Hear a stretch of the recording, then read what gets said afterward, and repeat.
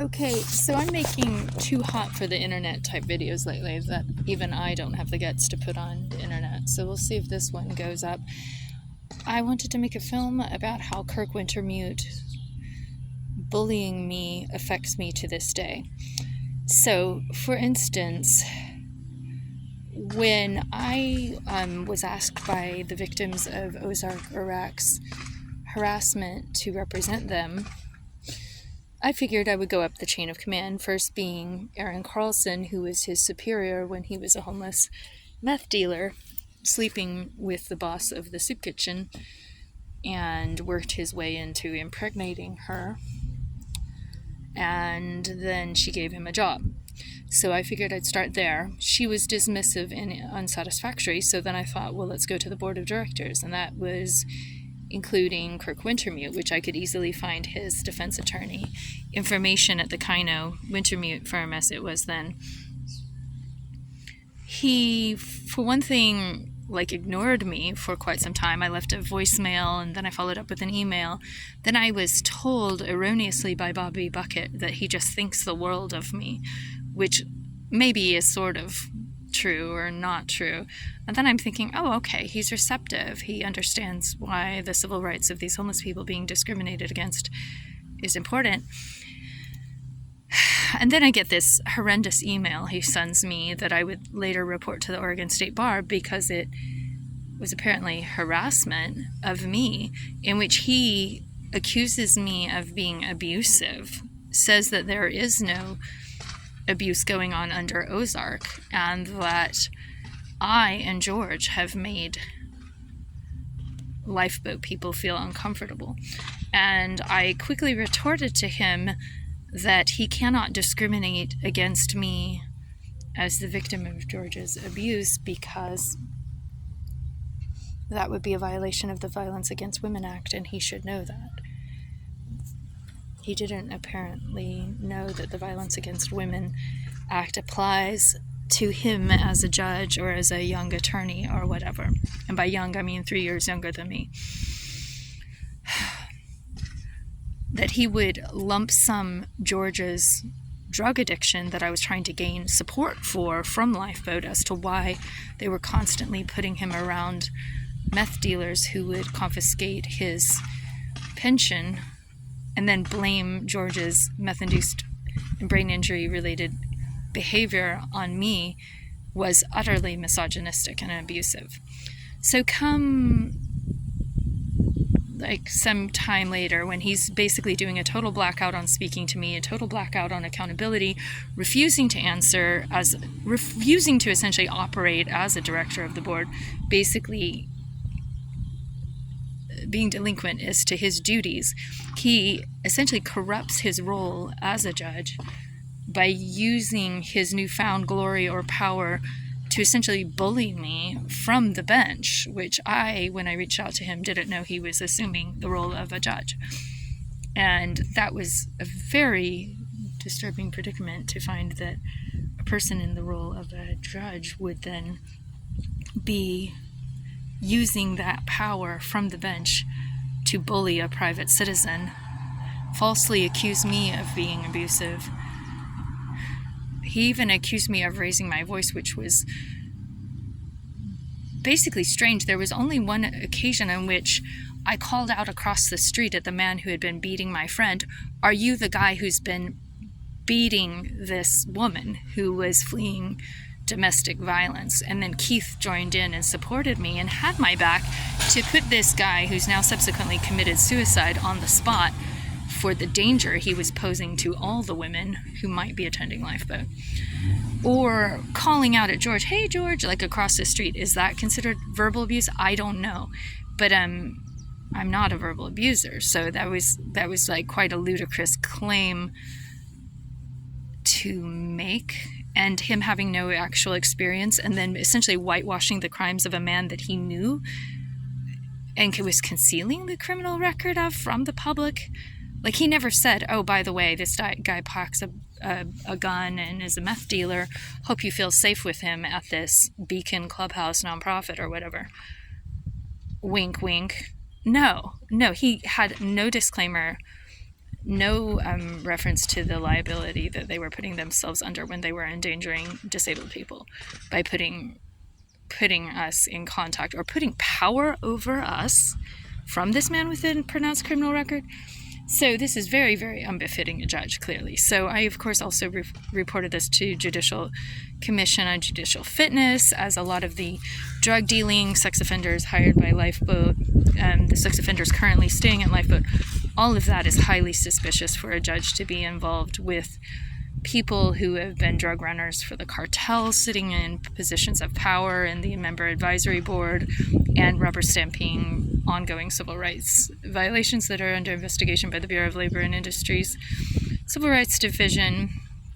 So Kirk has subsequently to his exhausting campaign of bullying me verbally in these horrendous emails he sent me, which he then followed up by hiring a lawyer, Josh Stellman, who's since given me like a half hug and told me he admires what I do, who tried to write these ludicrous, like, shut up and go F yourself, like, cease and desist type letters. I was like, how do you, Mr. BMW serial gambler at the chart room, know anything about homeless women? From your position as your office, which you never leave, or your BMW, which you never leave. You don't know anything about homeless women. I was like, when are you going to show up with a clipboard and actually talk to homeless women about their experience of abuse? So come George's violence against me. George hits me on the head about 1.5 years ago. Enough to give me quite a concussion, quite alarming level of escalation. And I run to get my phone, and then something hits me in the face. He's close enough to me that I thought at the time he hit me, possibly kicked me, because I got such a strong knockout feeling like I was going out and then came back, like I was knocked out and came to. It ended up having the bruise had the shape of a cell phone. I, of course, have to go get a protective order because he's geeked on Malachi's meth, Malachi being another Lifeboat drug dealer type guy. And what does Kirk do when I need a protective order as a judge? Oh, he recuses, because he himself has engaged in bullying me for reporting Nicholas Mackey assaulting Dwayne Blair, Corey Quint assaulting me sexually, and then Ozark, Iraq sexually harassing homeless women and mental health patients or clients of the Beacon Clubhouse. So Kirk has lumped it, and Kirk is a big guy. Kirk is massive, and he doesn't take into consideration the intimidation factor of having some man who is massive, who could physically hurt me easily, negating and silencing and trying to shut me up. That itself was an additional level of trauma. It was like, yeah, you're a clueless klutz of the misogyny, obviously.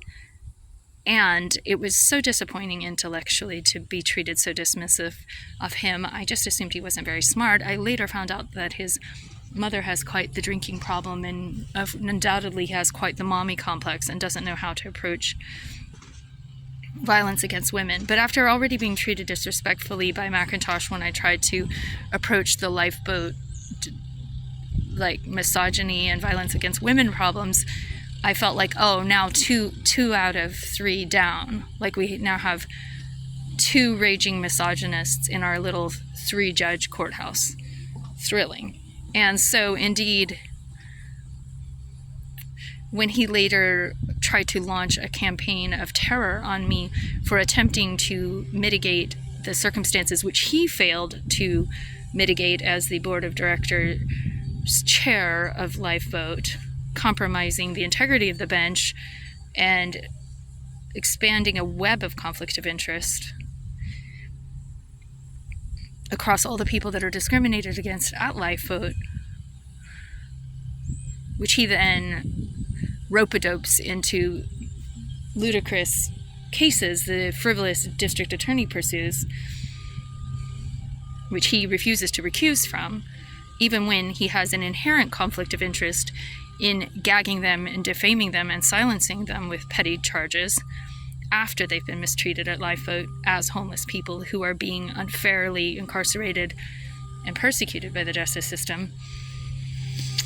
So then he launches his little campaign to pressurize the district attorney to prosecute me as a whistleblower, which just makes him look more the fool because he clearly doesn't understand one-party consent law, and the whole case is frivolous and illegal and retaliatory in nature, and just pisses off the Bureau of Labor and Industries more, as it's clear he's misusing his power, he's misusing his conflict of interest with the district attorney. It's clear that they submitted perjured documents, which Judge Peterson had the courtesy to laugh at when he came out of the courthouse realizing I had caught them in a bunch of lies. And they have to promptly dismiss everything and cross their fingers that I don't sue them for infringement on my civil rights, which letting their slapstick errors in the little circuit court power up the civil rights claim at the slow as molasses Bureau of Labor and Industries ongoing prosecution of Lifeboat. It means that I have a judge's nonprofit in trouble with the state of Oregon. And there's nothing he can do about that, except that when George dies, he realizes, oh, well, after years of discriminating against them and bullying them, now George has died, I guess I should say, how are you? Yeah, so he says, how are you? And as he careens his little Lexus around, almost hitting me with his car numerous times around the courthouse because he's a poor driver, I wave at him and smile, and then he smiles back, realizing that I have his number on that one. So don't get hit by Kirk Wintermute's giant red Lexus SUV. And furthermore, what was he doing this whole time that he was bullying me and refusing to have any accountability with me? Oh, he was also refusing to have any accountability with the Carol Epling matter, that his wife, Heidi Wintermute, was over at the school district trying to keep a lid on the fact that the school superintendent had run his car through the legs of an elderly woman, shattering them. And they were keeping this secret from the public, secret from the school district clientele, the parents and the kids, and they were allowing this reckless driver to escape with minimal charges while demonizing whistleblower Emily Rainica and eventually whistleblower Mary Ng. And I reached out to Emily Rainica after Alex Thomas told me about her case. I was really perplexed that they were going to try to lump sum me into some kind of duplication. Well, clearly Alex Thomas didn't understand the one-party consent law either, and I watched the proceedings in her January trial and felt even more perplexed at the poor conduct of the district attorney's office. And now that the district attorney's office is in a state of chaos as multiple people are on leave or on medical leave due to a toxic workplace, don't you wonder that it doesn't have something to do with the misuse of the district attorney's office for political and nefarious purposes? And I wonder how anyone with integrity is processing it all, other than the mayor and police chief and city attorney or city manager's attempts, well, city attorney too, their attempts, who evidently, Blair Henningsgaard has a Betsy Johnson bumper sticker on his BMW. Guys, that's been noted.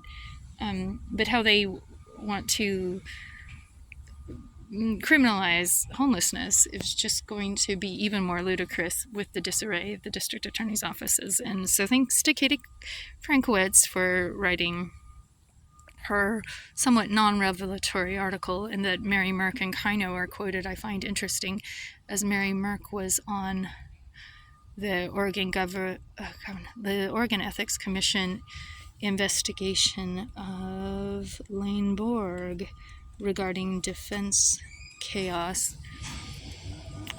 So I'll let you know what I find out.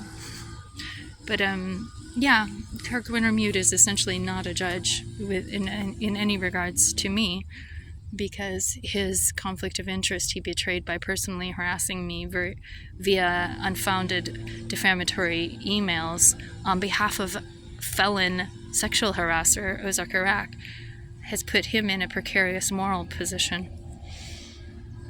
So I urge everyone to recuse from his court who has any involvement with the abuses in the social welfare system. Thank you.